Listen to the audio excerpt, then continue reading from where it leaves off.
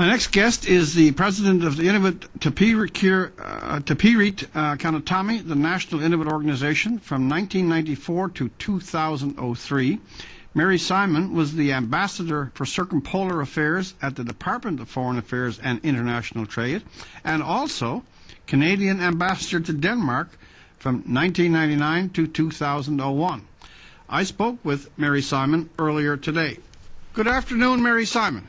Good afternoon. First, let me just find out. I've seen you make some statements, but just for the purposes of our own show, you had all of this response from both North America and or across the world. Some people using words like Neanderthal and bloodlust.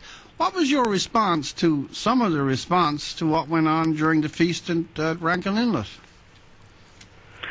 Well, as Inuit, we were very pleased that the Governor General took part in our traditional Inuit culture and practices by her respectful and genuine willingness to participate in a feast and ate some seal meat. So we give her a lot of credit for doing that, because for us, hunting and eating seal is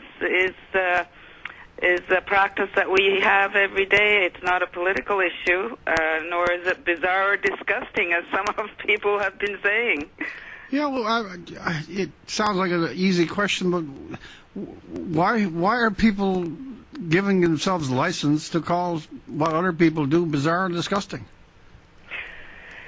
Well, it has all to do with the animal rights organizations and activists that have been lobbying the European countries especially to ban seal products and seal skins. And, they feel that they could intimidate us and tell us how to run our lives. And it just showed through Her Excellency's support that this is not a political issue. This is a normal issue. And it's their way of, lashing back at what they think is an inhumane practice. Mm-hmm. Were you surprised that someone with the rank, it's a ceremonial office, but it's also in certain ways a very deep office in Canada, that someone, the Governor General herself, participated so easily? Were you surprised by that at all, or have you dealt with her before, and do you see it as something that normally she would do?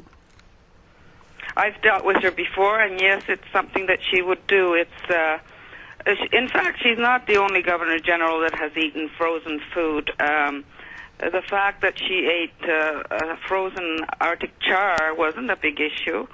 The fact that other Governor Generals that have been to the Arctic have eaten raw caribou or raw fish haven't been an issue. But it's the fact that that these animal rights organizations have politicized the hunting of the seal, and have been working very hard to try and denigrate our practices. And I think the animal rights groups are really responsible for this controversy. And the Governor General was being herself, and she accepted with respect the offer made by the community to participate in a feast. And we do these feasts all the time whenever we have dignitaries and other people come into town. Even we have our own feast during celebrations. So this is not this is everyday life for us. So we weren't even thinking about making it an issue. Yeah, I wonder, before I get to some questions about the relationship of the Queen and her representative to Inuit people, I'd like to ask as well, you're obviously in contact with your own community. Since the story broke, what word are you getting back from the people that you know up north? What are they saying about this event? Well, they are all delighted that it has given us an opportunity to explain to our people, and not to our people, but to the public, that this is part of our culture and our tradition, and it's out of respect that the Governor General participated in the feast. So people are very happy that it has given us an opportunity to explain, not to react, but to explain our own lifestyle and our own traditional practices and how we depend on our animals for our very food source. If we didn't have the animals for our food source, a lot of our communities would not have the protein that we need every day to have a healthy body and healthy mind. There's another area I think most people are aware of, but I'd like you to talk about it a bit. You know, there is a special relationship between the Queen's representative, and the Inuit people, and just give me your understanding of that. Okay.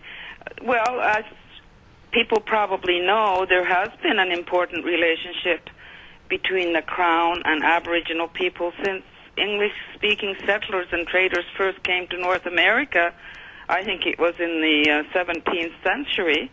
And, you know, this has been a personal dimension. Inuit have a great admiration and fondness of the current Queen, and have welcomed her trips to the Arctic in the past, and trips by members of her family. And we've also welcomed trips to the Arctic by various Governor Generals as personal representatives of the Queen, including the most recent trip by Her Excellency Michael Jean. And, you know, the relationship between Inuit and the Crown, of course, goes beyond connection to individuals. In our system of constitutional monarchy, the Crown represents the Canadian state, and in this sense, the embodiment, or in the sense of the Crown, the embodiment of the Canadian state, the relationship between the Inuit and the Crown has had some, you know, dark chapters. Yep. I mean, for example, the uprooting of Inuit to the high Arctic, the residential schools, and also, you know, there has been a marginalization of Inuit in the political and economic life of the Arctic in the 50s and 60s. So, you know, I mean, I can go on and on, but I guess the most important point would be that we, Inuit, all Inuit across the Arctic, have signed comprehensive land claims agreements with the Crown, which stretch from the Beaufort Sea to Labrador, and we've also got our own Nunavut territory. So, you know, there is a very strong relationship. Just to wind it up, you've already indicated you've had many visitors. You've had governors generals before, but of all the visitors, is this the one that's going to linger longest in the memory for a while? Yes, I believe so. I think that the reaction to her visit in the media has been phenomenal. The support that we've received from other Canadians has been very positive, and as far as we're concerned, this is a very good thing. Mary Simon, you're very generous to give me some of your time here today, and I thank you for it. You're very welcome, Rex. Mary Simon is president of the Inuit Tupirit Kanatami, the National Inuit Organization.